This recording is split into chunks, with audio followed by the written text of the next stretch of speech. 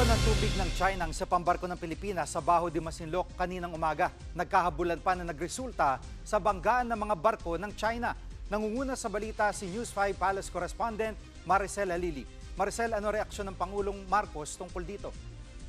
Jiggy, kahit anong mangyari, hindi aatras ang Pilipinas dahil sa takot. Ito ang binigyang diin ni Pangulong Bongbong Marcos kasunod ng panibagong water cannon incident sa West Philippine Sea kaninang umaga. Base sa impormasyon ng Philippine Coast Guard, tinarget na naman ng water cannon ng China vessel ang isa sa mga barko ng Pilipinas habang nagsasagawa ng programa para mabigyan ng tulong o assistance yung mga Pinoy na mangingisda na naroroon. Nasa 35 umano na bangka ng mga mangingisda ang nasa Baho de Masinloc na nagabayan naman ng ating Philippine Coast Guard at nadala sa mas secured na place. Pero bukod sa water cannon incident, nagkaroon din daw ng dangerous maneuvering ang China na nauwi sa pagkakabangga ng dalawang barko nila.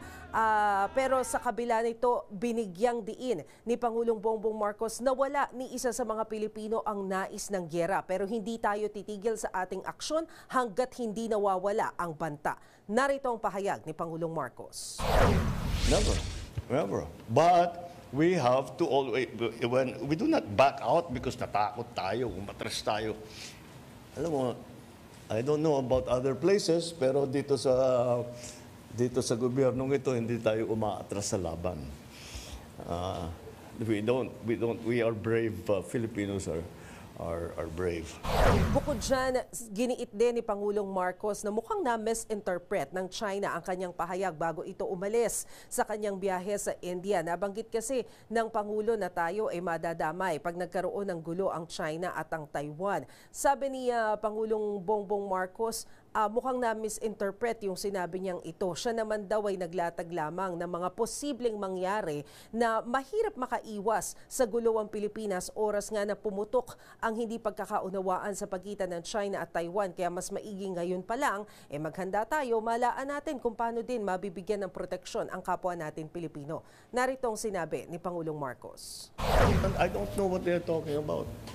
Playing with fire? I was just stating facts. We do not want to go to war.